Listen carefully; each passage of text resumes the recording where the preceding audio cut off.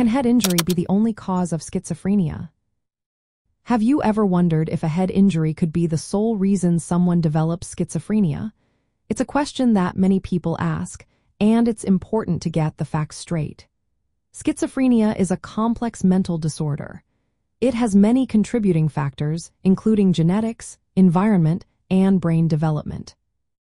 While head injuries, particularly traumatic brain injuries, have been linked to a higher risk of developing symptoms similar to schizophrenia, they are not considered the only cause. Research shows that head injuries can trigger or speed up the onset of schizophrenia, especially in people who already have a genetic tendency toward the disorder. For instance, if someone has a family history of schizophrenia, a mild head injury during childhood or adolescence might increase the chances of showing symptoms earlier in life. However, this connection is more pronounced in those with a strong genetic background for schizophrenia. The way a traumatic brain injury might lead to psychosis involves damage to specific brain areas that control thinking and emotions. This includes parts of the brain known as the frontal and temporal lobes. These injuries can disrupt dopamine systems, which are important in schizophrenia. Changes in brain structure or function can also lead to experiences like hallucinations and delusions. Furthermore, a head injury can create both physical and psychological vulnerabilities, making a person more sensitive to stress. This can further increase the risk of psychosis in those already predisposed.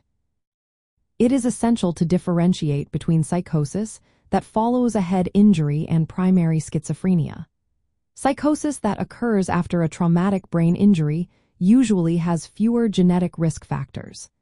It often shows more neurocognitive symptoms and may present different clinical features compared to primary schizophrenia. Additionally, psychosis after a head injury can sometimes be caused by other issues, such as secondary epilepsy or specific brain syndromes resulting from the injury. In summary, while head injuries can raise the risk of developing symptoms similar to schizophrenia and may affect when and how severe those symptoms are, they are not recognized as the only cause of schizophrenia. The disorder typically arises from a mix of genetic factors and environmental influences, with head injuries being just one of many possible contributors. This understanding helps clear up common myths that suggest head trauma alone can lead to schizophrenia and highlights the need to consider various factors in the development of this complex disorder.